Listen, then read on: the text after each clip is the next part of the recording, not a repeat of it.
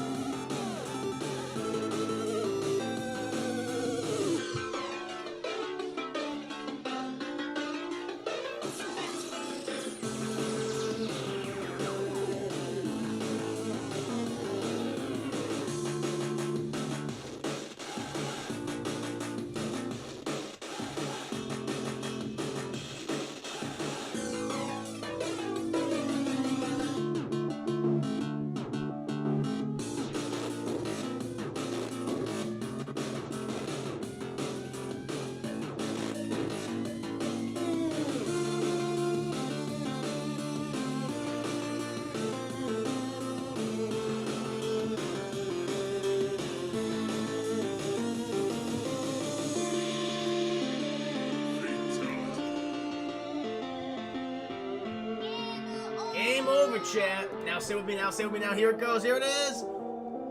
Arigato! Yay! Oh! Hold on. There it is. Welcome to the stream, guys. Hope everyone's having a very nice Tuesday evening. Apologies for starting about 15 minutes late. Was having some technical difficulties before I started streaming today, guys. Couldn't get the audio to work for some reason. So that was a big pain in the ass. Nothing was in sync. But my microphone wasn't being detected, but so far I think everything's going to be good. Let me know in case something is not working or if I'm not in sync right now. I would appreciate it. Good to see you, Ryan. Mumble's like, good. The God Pigeon, what are you talking about? Or no, it's the Godfather, not the God Pigeon. Talking about some anthropomorphic mob boss. Is that what you're talking about, Ryan? Good to see you, though. Chris Ayers, welcome. The movie that inspired the best scene, that instant classic Doolittle. What scene was that? Oh, I know exactly what you're talking about. Yep, Jesus Christ. Yeah.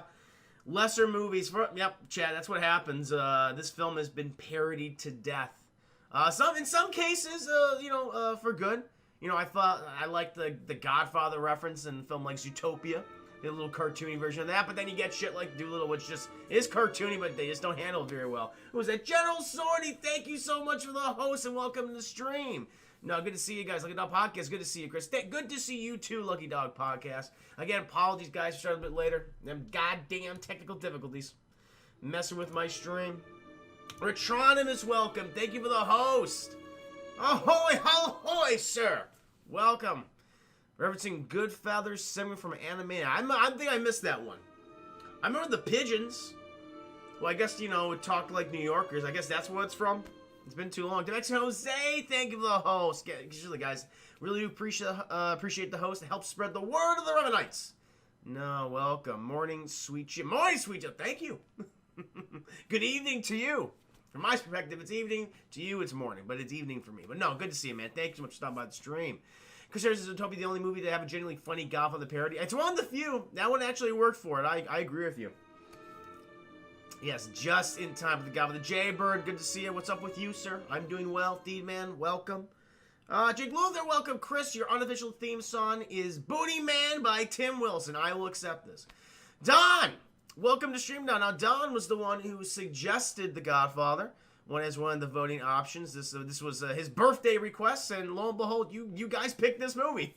This nearly 3-hour crime epic, which I watched.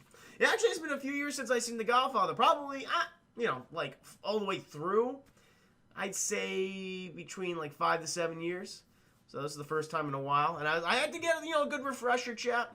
A lot of stuff happens in this film. A lot of talking, which I don't mind at all. Just, I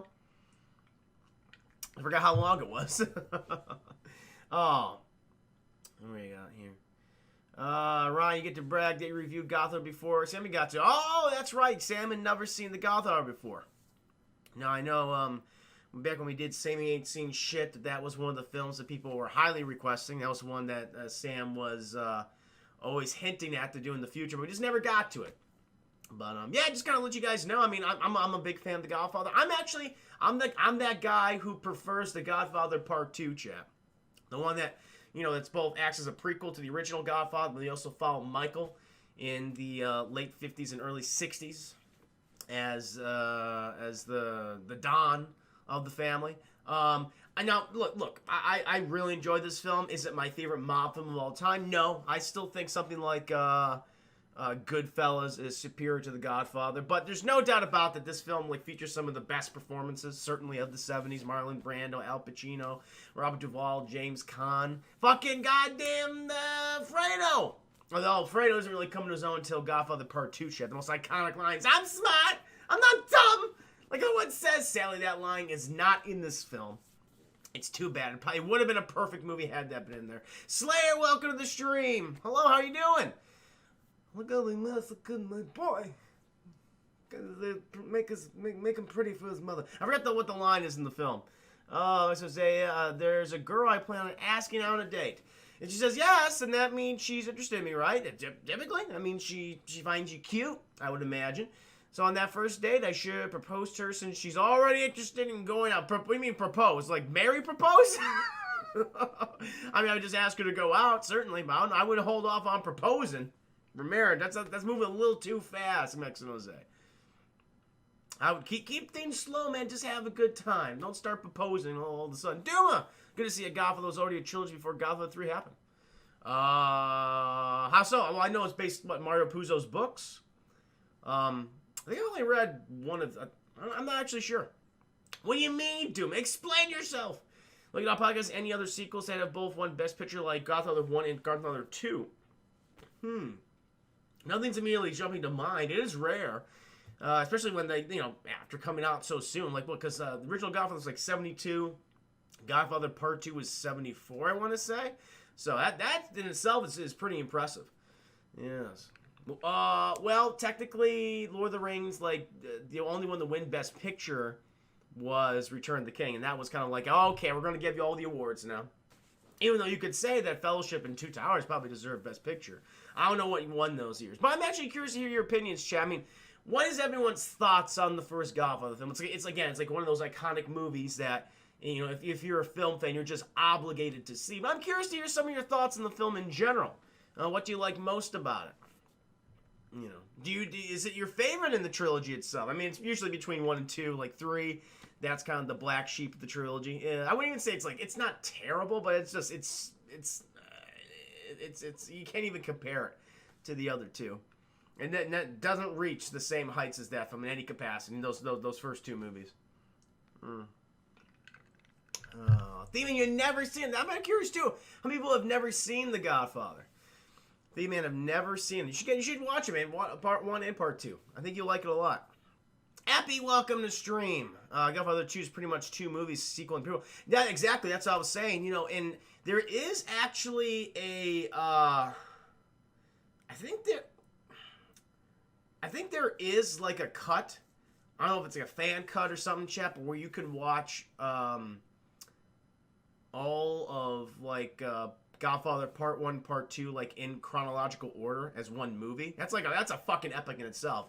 So we follow young Vito Corleone, played by Robert De Niro, and then we go into Marlon Brando, and then his sons, played by Al Pacino, James Caan.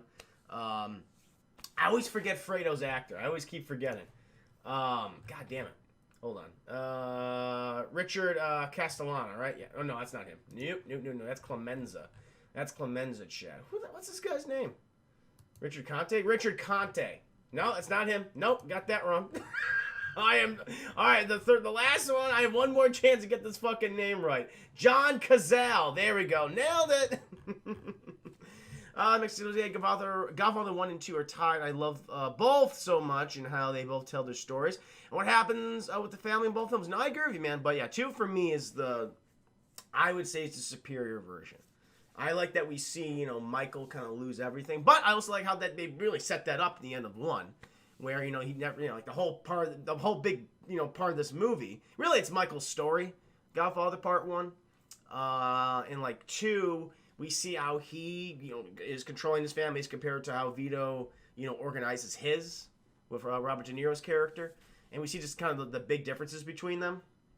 And but with Michael in the first film, you know, it's his like, I don't want to be my father. I want to be a part of my family in that way. That's not who I am. But he inevitably ends up being that, you know, due to some certain events that happen in the first film. He realizes like, oh, I have to embrace this. But he loses everything he really wants in Diane Keaton, in Kate. And it's very sad. I'm smart. I'm not dumb. Could you imagine if Fredo took over the family chat? They'd all be dead. No one survived. They would have betrayed him. And, you know, to be honest, they you know, they had it coming if that was the case. Oh, Sandy. Hello, Sandy. Welcome to the stream. Good to see you. Thank you for the host. Oh, hope you're doing well. Makes no say, just seeing Michael Corleone going from returning home from war as a hero, and the mafia taints him, and he becomes tangled and becoming a Godfather. Exactly. Although it is weird, you know, because like the structure of like a mob family doesn't really operate that way. It wouldn't suddenly like the boss of the family. So for example, the Vito Corleone figure, he wouldn't, you know, if he you know, passed away or something like that. Like typical, I mean, typical mob family in real life. Like it wouldn't automatically go to like the mob guy's son, the boss's son, or anything like that. Usually it'd be, you know, people would decide who would, like, one of the other people, whether it be the underboss or one of the captains, capos, chat. And so this is the part of the movie. It's like, oh, this is interesting. Really, probably wouldn't happen like this, but you just kind of go with it. Again, this film, and it's a critique to a certain degree. But thank you, Iron Laser, the host. This is a very romanticized version of the mob. And it's probably the only big critique I have of the movie overall. Like, I still, again, a great film.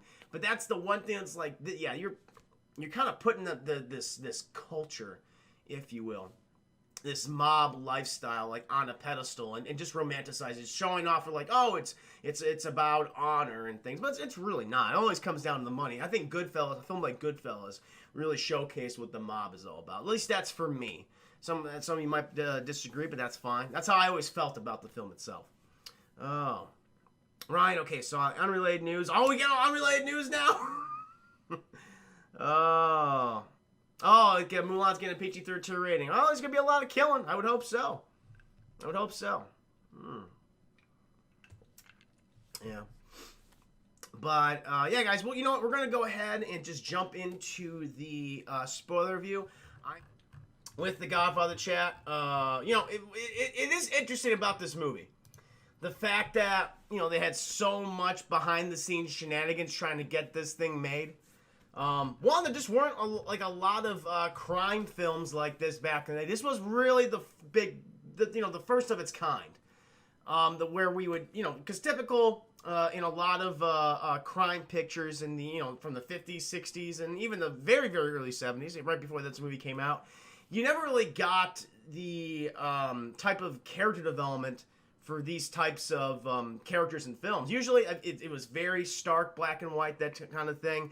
You know, not the whole sense of them morally gray. It would usually pushed outside where it's like, no, it's between, you know, it's black and white. Between the white hats and the black hats, the criminals always got what they deserved at the end. But this was kind of like the first film, one of the first movies to really change that and to explore like really morally complicated characters.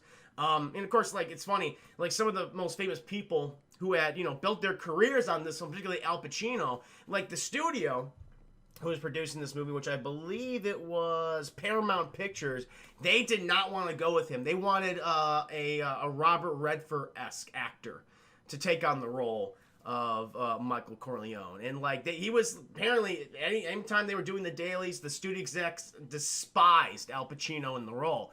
And really, it was Francis Ford Coppola's like, okay, well, I got to prove to them that this is the person I want. And so, you know, they changed, like, the shooting around, and they had him do the scene in the film, kind of like that big iconic moment where he's sitting down with the police chief and Solonzo, who is the guy kind of initiate all of the assassinations against the Vito Corleone family, and has Michael shoot them both in that little Italian restaurant. And apparently that was the big scene within the dailies that changed a lot of executives' opinions. And they're like, okay, just do what you want, go with him. The whole another big, you know, issue that Paramount had was just the casting of Marlon Brando. Like by this time in his career, yeah, Marlon Brando, of course, is a very popular actor, but he was known to be extremely difficult to work with, which he would continue to be throughout the rest of his life and acting career. And studio they were very unsure about it, and like Francis Ford Coppola had to vouch for him. And like even during their when he initially just had to prove to the studio like this is what he wanted, he almost had to trick Marlon Brando into doing a screen test.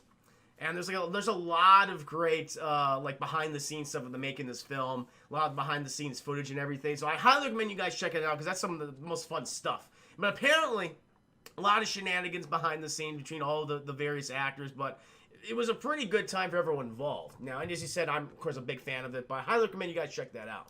But chat, here we go. We find ourselves, it's the year 1945. And it is the day of Vito Corleone's daughter's wedding.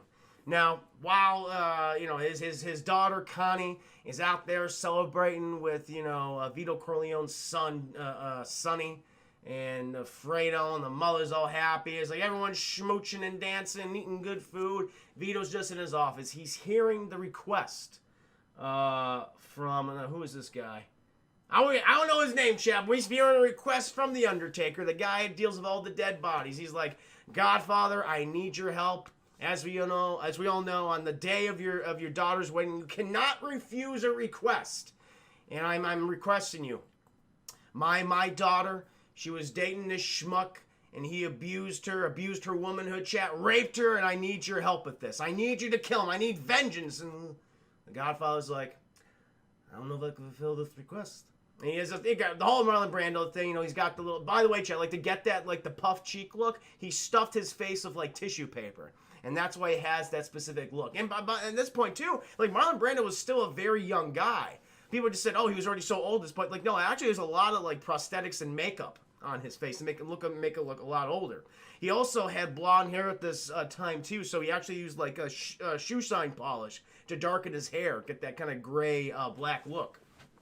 But this guy's like, listen, can you help me out? I want you to go after these sons of bitches. And the guy was like, well, what you're asking for is very extreme, but I will do so. I will get vengeance for you and your daughter. I'll take those schmucks out who abused her. But since I'm doing this for you, you will also have to fulfill a request for me. I'm not telling you when. This has to be right after. But someday in your life, you have to fulfill a quest that I ask upon you. He's like, Godfather, I will do anything for you. And he's like, okay, done deal. Let's get going. And so he's going to send some schmuck out there to kill that schmuck, chat. Shouldn't have fucked with The Undertaker's daughter. But meanwhile, chat, we're outside. We're among the party goers. Everyone's having a great time. It's like, you had the boppity boopy music. Everyone's playing on the clarinet. It's fun. Introduced to several characters. Sonny Corleone. Apparently, he's a hothead played by James Caan. He loves to fight. He loves to eat and drink, and he loves to fuck. And we can clearly see that, chat. Even though he's married, his wife is talking about his long schlong. It's very big. That'd be very intimidating. I want that thing anywhere near me. She's like, oh, where's your husband? He's like, oh, I don't know. He's off doing something. We cut like to some goddamn room in the house where he's just fucking the hell out of this one girl. And you see, Robert Duvall, Tom Hagen, who's the adopted son of Vito Corleone, his recently appointed consigliere. She had a consigliere. He's someone who advises the Godfather, the boss of the family. And it's unusual because he's neither Italian. He's not from Sicily. That's very important. He's actually Irish. And he's not even blood related. So it's like, oh, this is unusual. You don't often see this. And he's like knocking over Sonny, and Sonny's like, I'll be right now. I'm fucking. It's like, James Caan, Rob Duvall, he's like, Sonny, I love you. We also cut back outside. We see Fredo just being a poor sap chat, dating some hussy who doesn't give a shit about him. Fredo, no, everyone knows Fredo's a fuck up, chat. We'll see that often throughout the film.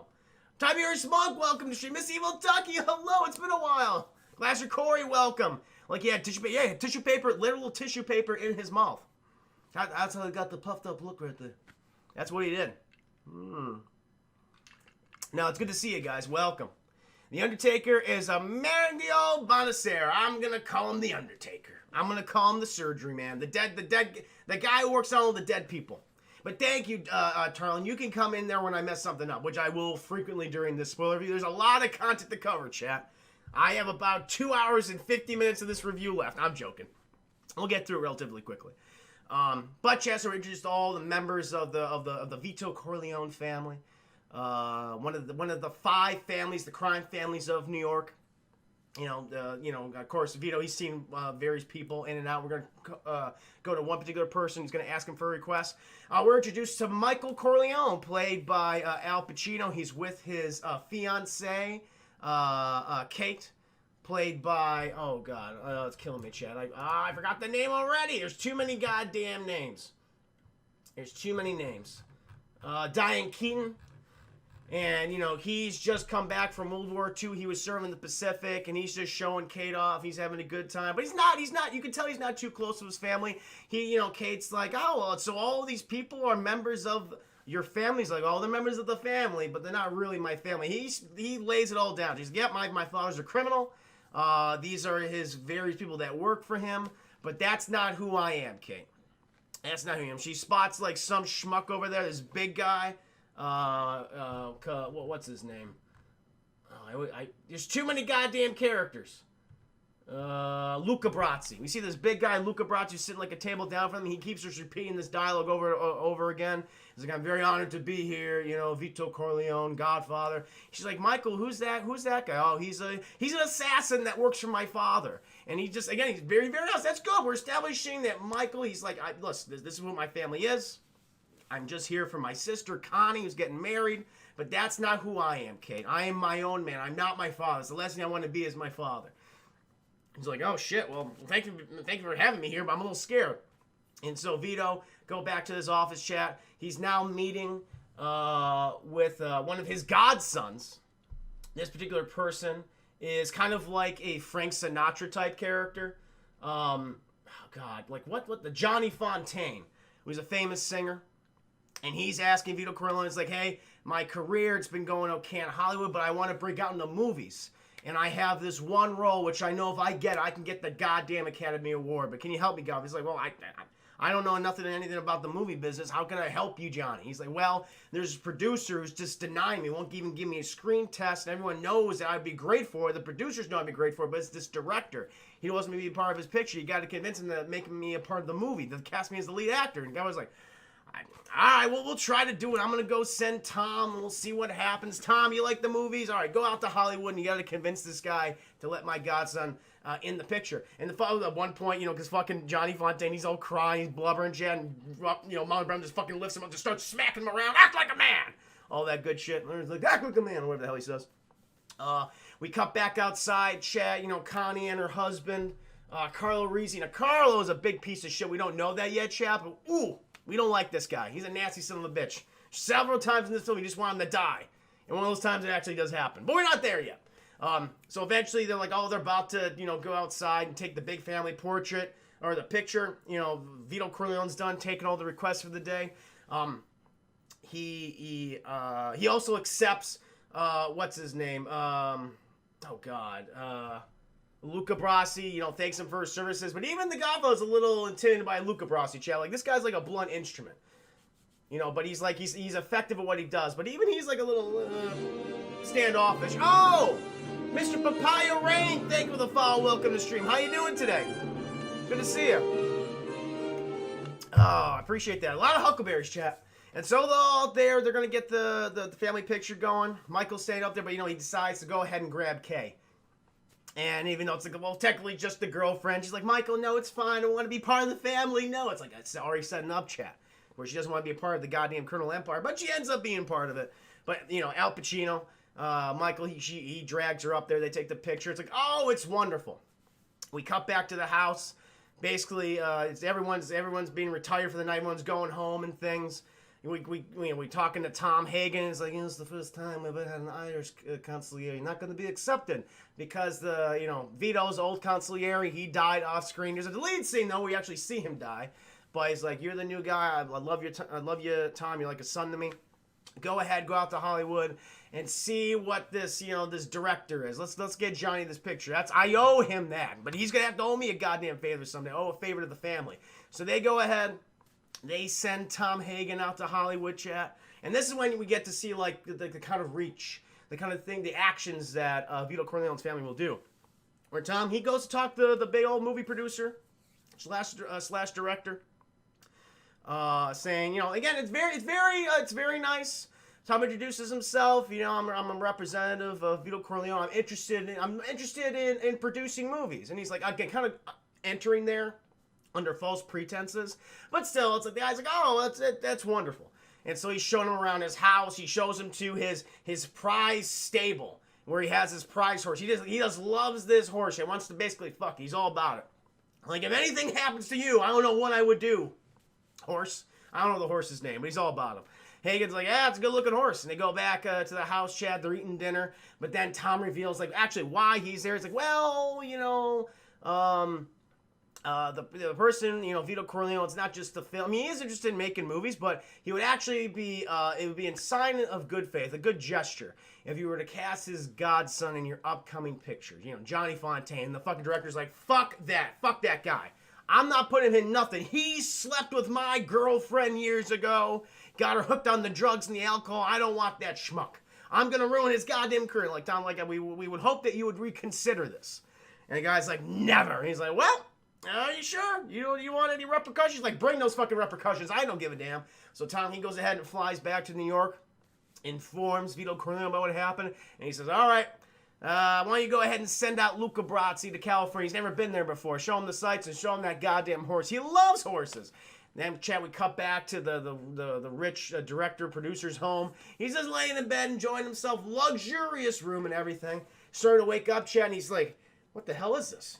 And he's been caked in blood and viscera. He's freaking out. He's pushing back the covers, Chad.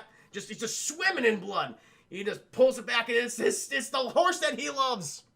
Its head has been severed. It's in the bed. He's freaking out. Chad, clearly he was a clopper.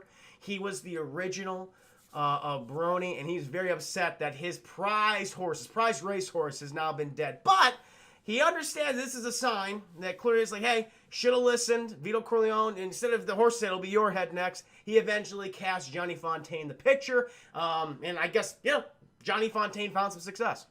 Meanwhile, we go back to New York, chat. There's another situation brewing, one that's far more serious than, some goddamn Brony and Clopper in the Hollywood Hills. Someone's been pushing in to New York in the late 40s. This guy named Salonzo. He's, claims to be Italian, but he's actually a Turk. He's Turkish, chap. And he's trying to push that heroin on the streets. But he needs a distributor. He's got like a ton of heroin, got all the poppy fields that he has. But he needs to use the 5 families to push this product. And he can't really, because at this point, drugs, I mean, it's a bad business. People, like, they don't mind racketeering. You don't mind gambling, all that kind of thing. But drugs, that's the one that people always get concerned about. That's the one the cops are like, yeah, no, thank you. I'm not going to take a bribe for that bullshit. I don't want any drugs on my streets. And Vito's like, I understand this. He's like, all right, listen, this guy's reaching out to me. He wants my political contacts. Let's set up a meeting. We're going to be very straightforward with him. Going to be honest. This is it's about business, nothing personal. So they go ahead and set up the meeting, Chad. He's got, some members of his family. He's got Tom Hagen right there next to him. His capos, Clemenza, and the skinny guy, Abe Vigoda, Chad. Abe Vigoda is who's looked the same age since 1972, all the way up until his death a few years ago. Does Abe Vigoda age at all? He's always looked the same. Tessio, thank you, Don. He's got Tessio, he's got Clemenza. It's easy to tell the difference between them because, Tessio's skinny and tall, Clemenza's fat and wide. It's like, oh, it makes perfect sense. He's got Sonny there. He's got Fredo there. Fredo and Sonny are actually all about it. Like, yeah, let's get into the fucking drug business. Let's earn that money. So Alonzo clearly recognizes that they, when they're sitting down to do the meeting, that he's like, oh, you guys are clearly interested. And Sonny accidentally supersedes his father. He's like, oh, we are interested. But Vito's like, no, son, shut the fuck up. Vito's the one that needs to speak. And he explains himself. He's like, listen, again, kind of what I just said before. My family were in the racketeering, the gambling. Back in the 20s, we're selling hooch on the streets when alcohol was illegal. But this drug business, this is very serious. And politicians, cops, they'll fight against this thing. I just don't want on the streets myself. And so Alonzo's like, hey, I understand. I get it. I need your political contacts. I guess I'll find another way. They shake hands, amicably chat, and they go their separate ways. Well, clearly the Godfather handled it. Some might say he's not moving on with the times. Drugs can be, very popular. We don't know. Maybe Vito made the right decision, chat. Then it's many months later, and things have been set into motion. You got Solanzo. He's been working with the other 4 families in New York City, teaming up with the Italias, chat. The sworn rivals of the Corleones. And we learn that, this is what happens. So, Vito Corleone, despite the amicable situation he has with Solanzo, he's like, you know what? I still don't trust him, which is smart. Why don't you go ahead and send Luca Brasi, because he learns that, Solanzo's working with the Italias. Why don't you send Luca Brasi, tell Luca Brasi that, you know what? You're unsatisfied with the situation with the Corleones. You're looking to different families now to work for them.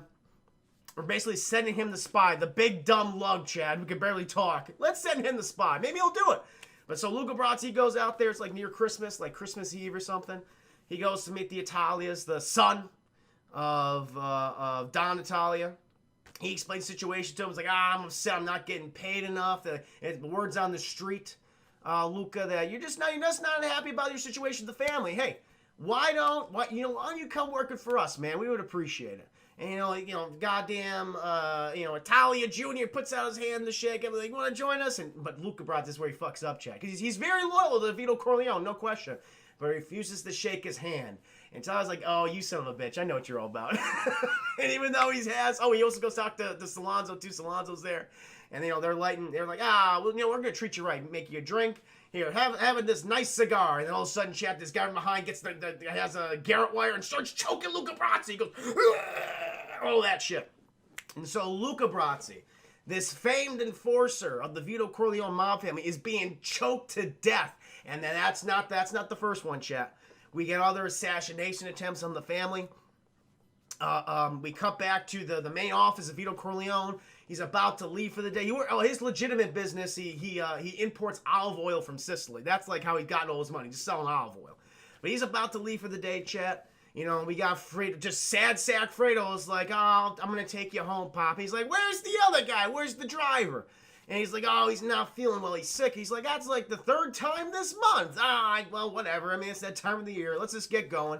So they go ahead and pile in the car. But before that, chat, they're going to get some fruit. The Godfather loves his vitamin C. He needs some oranges.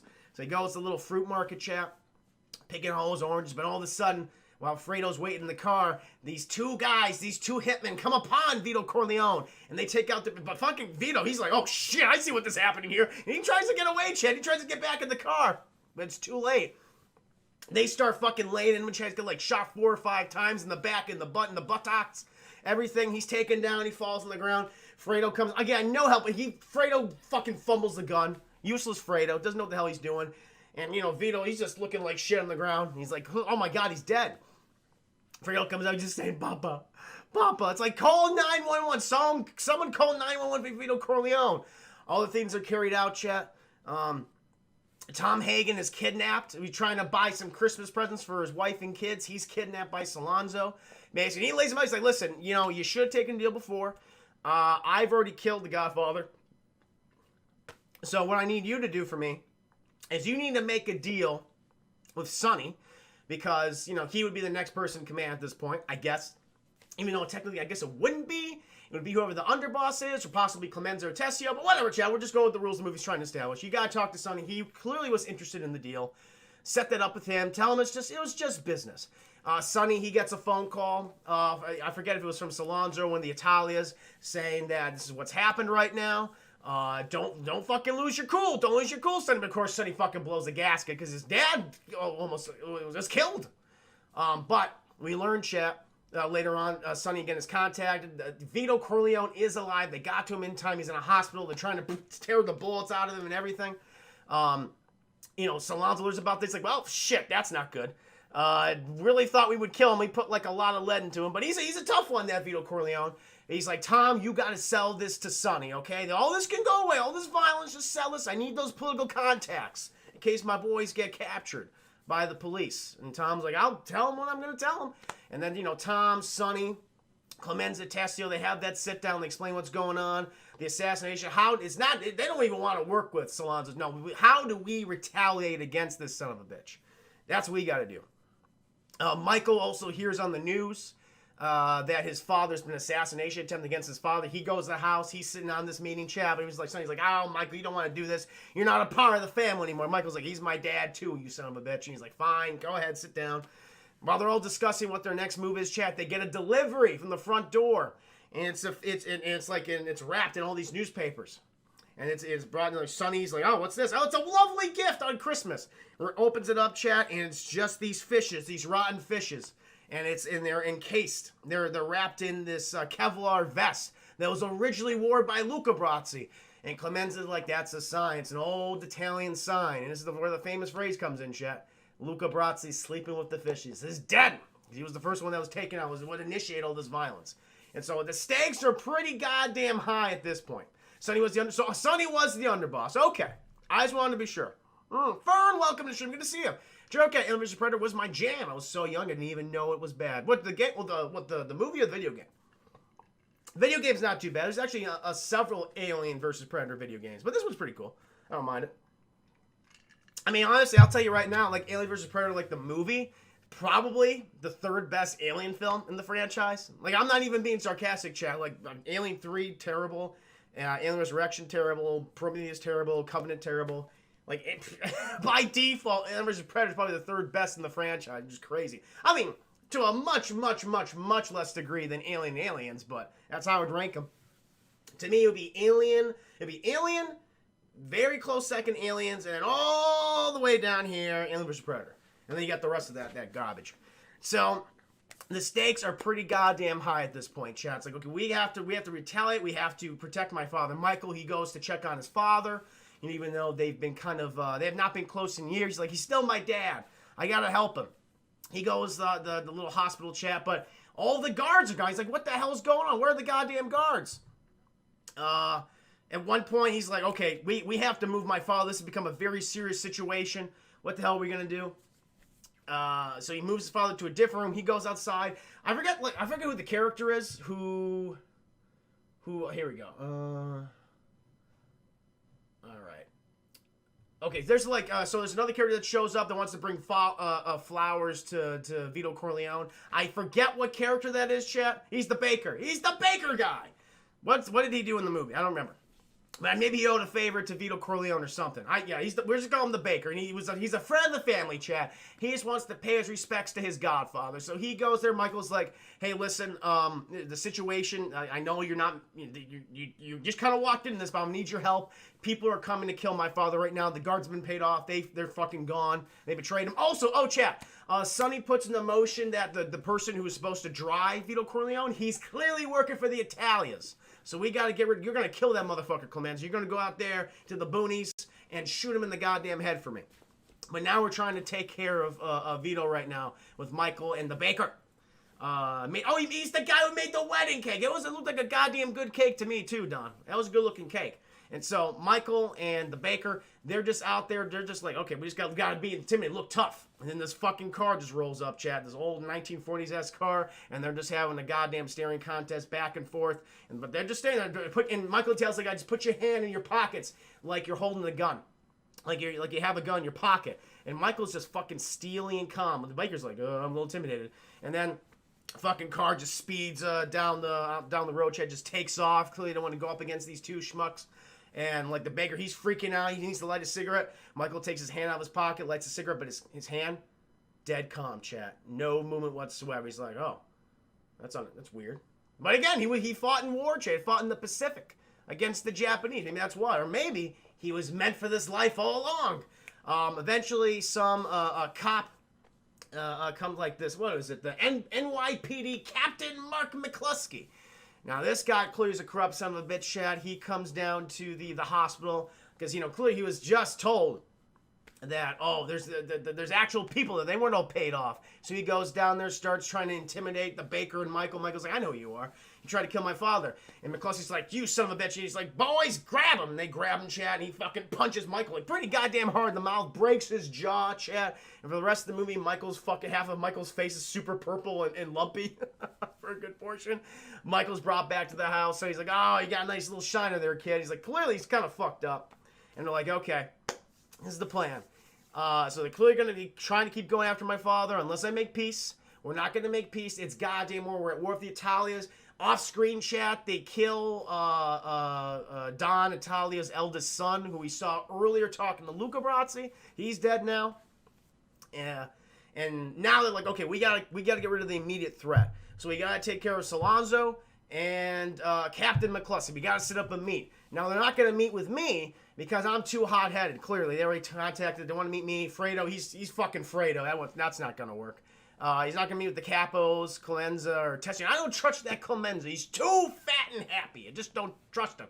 And Tessio I need by my side because Tessio's the most trustworthy guy, and I'm not going to speak to Tom because he's Irish. But you, Mike, you could do it. My versa, like, everyone's like, I don't know if Mike can do it. Mike's like, I'll fucking do it. I'll do it. And again, Michael, calm and steely as all hell. So they're setting that in motion, chat. Meanwhile, you get Clemenza. Clemenza, he's sent on the task. He has to take care of the driver from before, chat. The guy who betrayed Vito Corleone. They had set up this whole thing. It's like, oh, I gotta deliver some cannolis to some kids. I gotta pick up from the baker, and the driver's there, and then like another hitman chat whose name I forget. There's a lot of characters in this movie. A lot of characters are only in like 1 or 2 scenes. And so we got the driver. They pick him up. He's driving them certain places. Eventually they stop at the boonies. Like Clemenza's like, hey, I gotta go out and take a leak. Hold on. And so they get out, chat. The guy who's sitting behind the driver and like right in the passenger driver's side, you see he takes out his fucking gun, kills the driver. It's like, oh yes, justice is served. Fucking Clemenza, he waddles back after taking a piss. And he's like, leave the gun, take the cannolis. Another famous line from the film. So again, justice is being served for the Vito Corleone family. This is good. So now, chat, we cut back to the meet. Michael again, still looking like a funky lumpy mass. He's going to be meeting with Sollozzo and Captain McCluskey. He's picked up by Sollozzo driver. McCluskey's in the back seat. Oh, they also set this up. Okay, okay, here's the situation, Mike. So we need to get a gun into the place. You know, the first thing they're going to do is pat you down. And so we gotta sneak one in there. So on a different day, we're going to send in one of our guys who's going to be like eating there like any normal schmuck. He's going to put tape a toilet to the gun, chat. Or, excuse me, no, tape a toilet to the gun. He's going to tape a gun to the toilet. That would be very hard. Just fucking tape an entire toilet to a fucking handgun. That would be a little intimidating. But they, Clemenza says, okay, we're going to take this little gun. We're going to tape it to the back of the toilet of this nice little Italian restaurant. It's going to be there for a few days, so no one's going to even know it's there. So you just excuse yourself during the meeting. You gotta go take a leak. You got the bubbly guts. It's all that spicy Italian food. That's what you gotta do. And you go in there, chat, and he goes in there, grabs a gun, sits back down, or he basically says, no, as soon as you get out there, just fucking start popping, man, even before you can take your seat again. Start popping them, and then we can take care of you. Get the hell out of there. And so they set up the meet, chat. He's picked up by Sollozzo and McCluskey. McCluskey pats him down. They go and take their seats, and then most of this scene is just spoken in Italian. I think it's supposed to be kind of like put the audience at unease, to make it like this is a situation again like no one's really familiar with, and not always like even using subtitles during most of the scene, especially when Michael eventually does get the gun. Again, it's just because Michael's just kind of, this is the first time where he actually is a little intimidated. But he's having dinner with Sollozzo and McCluskey. He's telling him like, listen, I don't want any violence against my father. We'll agree to your terms. We'll give you the political power that you need in case any of you guys get locked up by the police for selling the drugs. And he's like, oh, that's perfect. And Michael's like, oh, excuse me, I got the bubbly guts. I have to go to the bathroom, chat. He goes to the bathroom, doesn't shit or anything, like doesn't take a piss. But he goes ahead and grabs the gun. Now, he doesn't go out of the bathroom and then start popping at McCluskey and Sollozzo. No, matter of fact, he goes ahead and sit down. And then we get to the scene, which I think is pretty cool, where it's just him sitting. Sollozzo starts talking to him, but there's no subtitles. It's just him speaking Italian. You hear all the people talk in the background. You hear the fucking train car that's right near the restaurant just going overhead. It's all supposed to be loud, chaotic, but you can tell like Michael's not listening to any of it because he knows like I have to do this, and it's the first time where I've ever been like really intimidated by it. But he fucking sits up, chat, fucking shoots Sollozzo in the head, fucking shoots McCluskey in the neck. He's like, and then he shoots him again in the head, chat, and he's like, oh my god, he did it, and he fucking drops the gun and gets out of there. And so there you go, Sollozzo and McCluskey, they've been taken out, but still Mike's got a big old target on his back. Every crime family who was all in on this deal, chat, the Italias, the Boppity Boopies, whoever, they're upset because this was their big meal ticket right here. It was just taken away from them. The Turk is now dead. And, Sonny, everyone else says, okay, we got to get you out of here, Mike. You're gonna have a target on your back for so we're gonna ship you back to the old country, the motherland, if you will. He's gonna go to Sicily, chat, and spend the next several years until it all blows over. Until it all blows over, and we will take care of the rest of the business here. Also, chat, we get some various scenes throughout the movie. Remember Carlo, Connie's husband, a big piece of shit, chat. He got a nice racketeering job by Vito Corleone, but we learned that he's constantly beating the shit out of Connie. Goddamn wife beater, chat. Piece of shit. And, Sonny, he learns about this, and he goes over there, he just kicks the shit out of Carlo. And also, Sonny feels guilty, because Sonny was the one that introduced Connie to Carlo. Because Carlo's like one of his friends, so he's like, I feel extra protective of my sister. Fuck you, why are you doing this? So he beats the shit out of Carlo, chat, all in front of like some kids too. And the kids are like, yeah, he beat him up. It's very funny. He beats up Carlo. We get some various scenes of them trying to make moves against the Italias. Sonny gets a call. So we get all that scenes. Then we cut back to Italy, chat. And, Michael, he's enjoying himself. He can no longer communicate with Kay. That relationship is just done at this point. Him and Don Keaton have broken up. It's quite sad. But he's enjoying himself in Sicily. He eventually meets a girl there, a young peasant girl with the big bazongas chat. He's like, I want that, thank you very much. And they fall in love within a span of 2 weeks, and they get married, chat. Oh, it's wonderful. Michael's happy. He has his lovely Italian wife, Sicilian wife. He's made new friends. He trusts so much. Friends of his father who have taken care of him. He's like, things have gone bad, but I'm finally happy now. His wife announces that she's pregnant with their first kid. He's like, yay, she's pregnant. But, chat, it's not that wedded bliss you'd expect. Because one day when he's teaching his wife to drive, they're going out to the car. She goes ahead and goes in it, but then Michael's talking to some guy, and all of a sudden he notices in the distance this one guy's like, one of his best friends who he's been with in Sicily for years is all panicky. He's like, what's wrong with you? And then he makes the connection. He looks back to the guy who's running away and to his wife in the car, and he goes, no, it's a beautiful Italian wife! And she steps on the gas, shit, fucking boom! She blows up with that car, along with the unborn child, and Michael's lost something that he cared about. And now his heart has been steeled cold, chat. Might as well be dead. He's like, they're still coming for me. And they took something from me. Then we cut back to America, chat. Fucking Sonny gets another call on the phone. Carlo apparently is beating up Connie again. He's like, I'm gonna be right over. I'm gonna get that son of a bitch. So Brendan's like, no, Sonny, no, wait, you gotta take some guys with you. He says, I don't care. He's hot-headed, chat. Also, Fredo, he, I think, was shipped off to Las Vegas because he's useless. So, yeah, go ahead, set up some gambling stuff there, have a few drinks, have a few girls. Fredo, we'll see you later, mostly in the second film. So Sonny, he goes ahead and he drives out there. He's mad. He's like, why did I introduce my sister to this son of a bitch? Chad, he gets to like one of those, God damn it, tolls. He gets to like a toll. He's like, all right, I'll pay my quarter toll. But then the ticket guy who's about the tickets, he just fucking bolts, Chad. He's gone. He's like, what the hell is this all about? All of a sudden, Chad, on the opposite end, and the car in front of him, all these fucking guys walk out with these Tommy machine guns. He's like, oh, I fucked up. Oh, shit. And they just start laying in this car, Chad, the entire time. Just laying the fuck into it. He gets out, it's like one of those iconic deaths in cinema. Comes out, James Caan's getting fucked up, bullets in like everywhere, in his fucking neck and face and hands and arms and tum-tum, everything. And by the time they get to him, by the time Tom Hagen's guys get him, Sonny is dead. He's just fucking bleeding out in the gutter what's left. And just fucking meat, chat. Meat and curly red hair, that's it. Meanwhile, fucking Vito Corleone, he's been brought back in the house. He's still recovering from his assassination, but he's not a part of like all the stuff that's been happening, Chad. He's still very weak. But he's kind of come to. He learns that Michael was the one that protected him. He learns that Michael was the one that killed Salazzo and McCluskey. So he's like, that's my boy, that's my son. That Tom Hagen has to tell Vito, because everyone has not told Vito. Because Vito comes downstairs after sleeping for most of the day. He's like, why is my wife crying? No one's telling me why my wife is crying. And Tom's like, they killed Sonny. And again, great acting by Marlon Brando, because for the most of the film, like, Vito Corleone, he's very similar to Michael. He's just very steely. No! Apollina! That's right, Apollina, that was her name. No! But Sonny did. No! He really did. Apollina, that's her. Shining Kenshin, welcome to stream. Fredo's very useless. He is. Swiss cheese and a toll booth. Goddamn right, man. Iron Laser and someone kicked Sonny in the face when he was very... That's right! They did kick him in the face. I mean, that's insult to goddamn injury. He can't even do anything anymore. He's dead. Got so many bullets in him.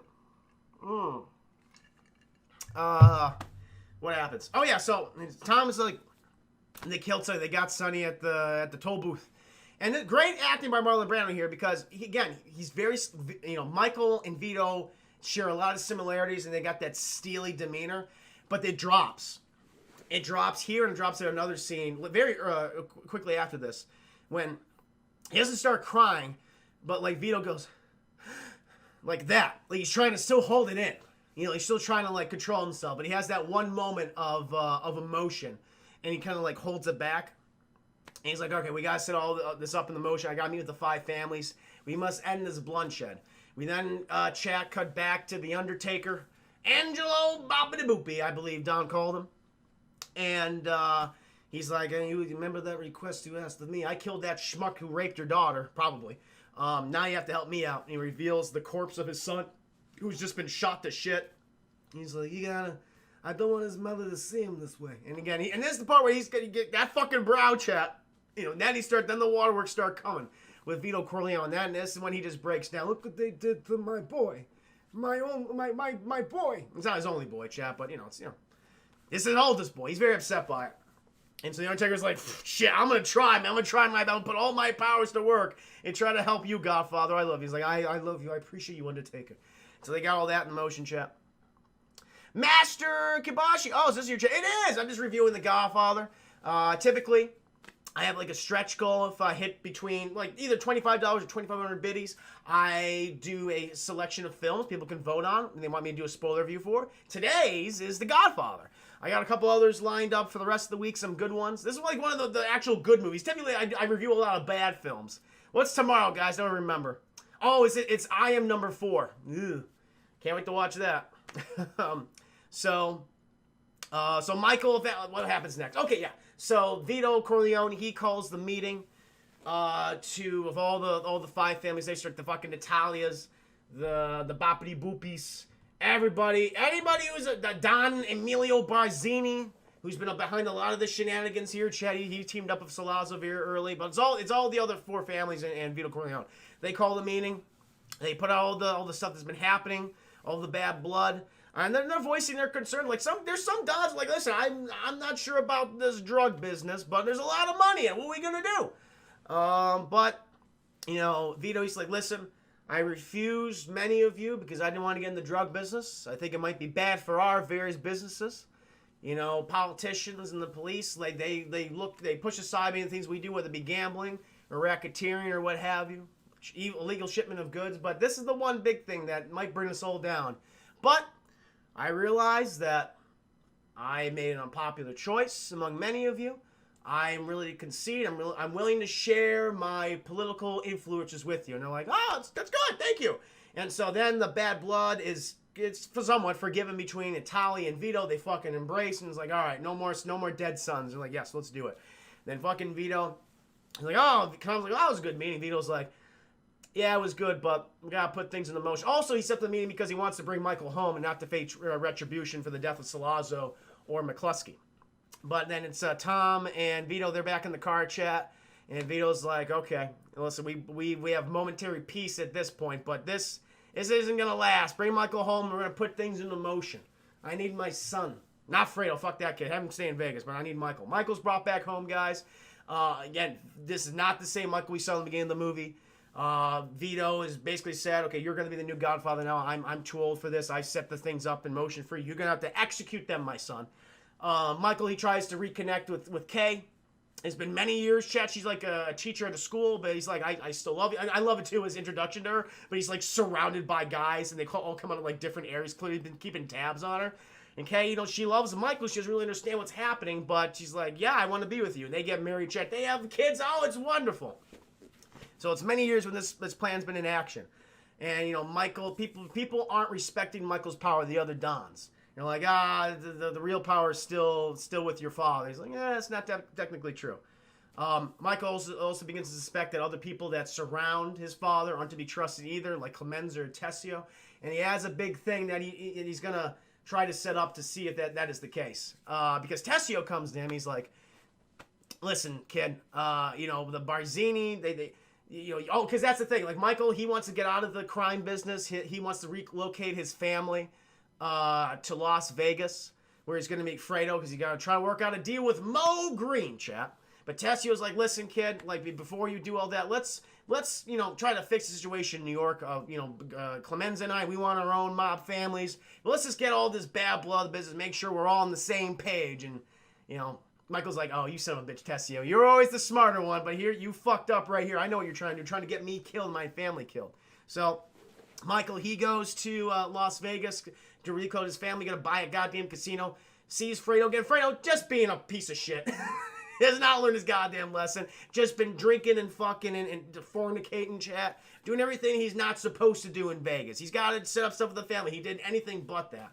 He's introduced to Mo Green, who really was one of the the founders, if you will, of this world's Las Vegas. And Michael's like, hey, I want to buy your casino. And Michael Green's like, the fuck you do? It's my goddamn casino. I'm not selling you nothing. And Michael's like, you're gonna sell me your casino also. I want you to apologize to me and my brother. I heard you've been slapping my brother around. No one slaps my brother around. Oh! Who is this? Lil Cinder, thank you for the follow. Welcome to the stream. Good to see you. Baffroy 2, Chris Cuomo's from a very successful family. Yeah, his father was governor of New York. His brother is the current governor. That's true. His sister is a physician. Chris just had to look pretty and read a teleprompter. Damn, man. Oh, I know, because his name was Fredo. Apparently that's a racial slur. I didn't think it was. I mean, I'm sure no one wants to be called Fredo, like that Fredo from The Godfather, but you guys are having your own conversation right now. Okay, so where are we? Okay, so yeah, Mo Green's like, I will fucking slap the shit out of you, brother, as much as I want. And then you got Fredo coming in there just being a bitch, chat. And he's like, oh, Mike, you just leave Mo Green alone. It's not what you think. And, Mo Green's like, yeah, I slap your goddamn brother around because, he's fucking all these girls. He's banging all the waitresses. He's gambling too much. He's in debt. You take care of your brother. And, Michael's like, I might get this casino. And Mo Green's like, yeah, the fuck you will. He fucking leaves the room. And Fredo, he's all freaking out. He's like, Mike, you don't talk to Mo Green that way. Michael just says calmly, chat, not clownly. Fucking Fredo's acting like a clown. Michael's being calm. He's like, Fredo, you're my brother, and I love you. But never take sides against the family again. Don't do it. But Fredo doesn't learn that lesson. he might be intimidated by Mike right here, chat, but he does not follow through on that lesson. As we'll eventually see in The Godfather Part 2, he fucks up royally, chat. He's not smart. He's dumb. Like everyone says. And so Mike, he goes back to New York. He goes to ask his father for some advice if he has the strength or what he needs to do. Vito's like, Michael, I never wanted this life for you, which is a fucking lie. This is what Vito Corleone always wanted for his son to be, because they're very similar people. And they kind of help play the whole, it's like, oh, Dad, I know. But they both know this was always destined to be. And Mike, he's going to go initiate his plans. Vito Corleone, he's just growing his tomatoes, Chetty. There's his little vegetable garden. He's enjoying himself. He's playing with his grandson, Michael's son. He's running around. I love it. Michael's son, has this fucking toxic fume thing. What is it? Like this cock gun that's supposed to, filled with pesticides. He's putting all the tomatoes, and he's fucking shooting Marlon Brando with it constantly. Marlon Brando's like, oh, he's just laughing and everything. Marlon Brando puts, a piece of lemon in his mouth. He goes, bah, he scares his grandson. He's like, oh, I'm sorry. And they start running around the pesticide-filled tomato plants, chat. And all of a sudden, Vito Corleone goes, he has a heart attack, chat, and dies. And I love it, too, because the grandson keeps playing around him. He doesn't know what's happening. And then we get to the funeral of Vito Corleone, chat. And this is when, they got all the Dons coming out there to pay their respects and kiss Michael's hand. But he knows what's up. He sees what's actually happening. He's like, I'm looking at all my enemies. And he sees Tessio talking, the Brazzini and the Italian. He's like, Tessio, you son of a bitch. I know what you're doing. And he goes to Tom, all right, let's initiate this shit.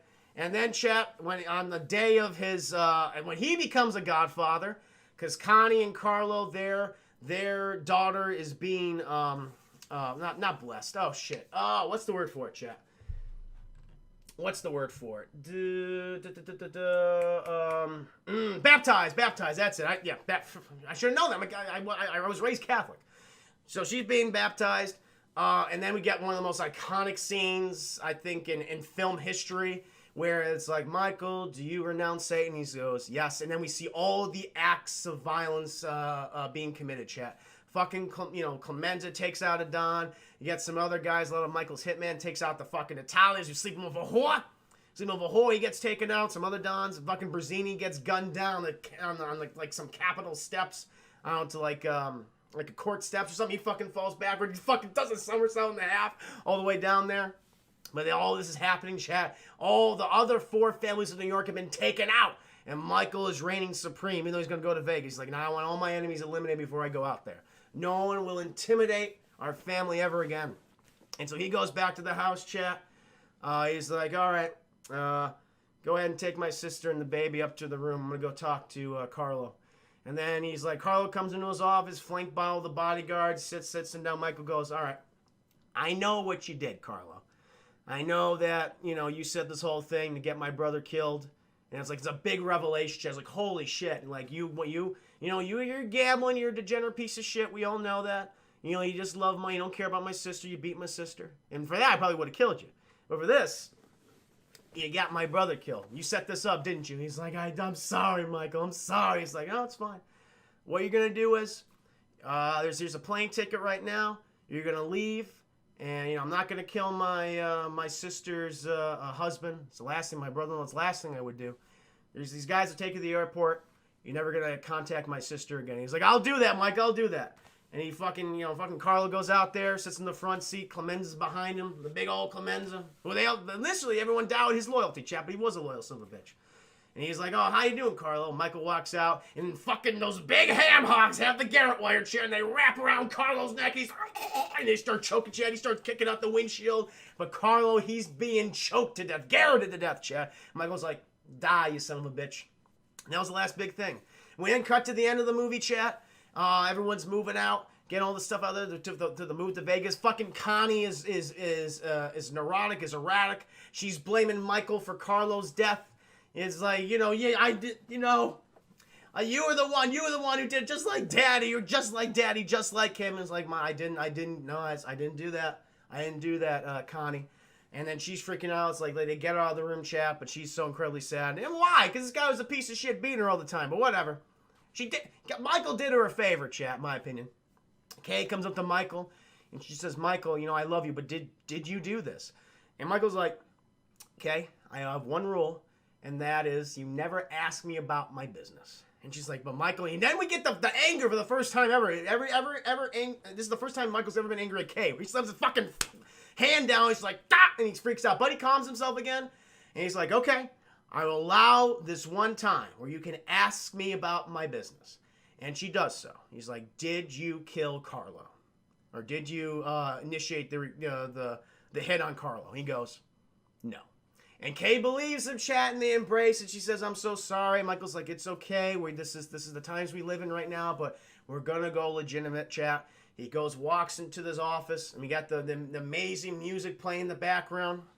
And we got Clemenza in there who just got done killing Carlo. still fucking sweaty and disheveled. He got a little bit of blood in his hands and everything. And they all start kissing Michael's hands. And then someone walks up and see that Kay's looking in. They close the door. And Michael and her making that eye contact, and it closed there, and then that door is shut between them forever, chat. Because she knows what Michael did. And the relationship will never be the same, as we see in Godfather Part 2. But that, chat, is The Godfather. That is the film. Again, one of the greatest dramas of all time. Not my favorite mob movie. It still goes to Goodfellas. But honestly, I would probably either give it... because it's either a very high full price. Like, to me, like, Godfather Part 2, I would give a better than Sex. There's so much I love about that movie, and I love about this movie too, but I'd probably give Godfather a very, very high full price. Maybe on tipping better than Sex. But it's just the kind of the romanticized idea of the mob. This this doesn't really sit well with me. But, I mean, for the performances, for the production value... That in itself is better than Sex. Like, that one little element, I was like, it kind of holds it back a little bit for me. So hopefully you know where I'm coming from. But I would probably give it, if I'm going to speak truly to you, I would give that a very high full price. And if I eventually review The Godfather Part 2 someday, I would give that a better than Sex. But I am curious, guys. What would you give The Godfather? When was the first time you saw this movie? How did it affect you? I'm actually very curious. And we'll go ahead and start reading some erotic Sonic fan fiction.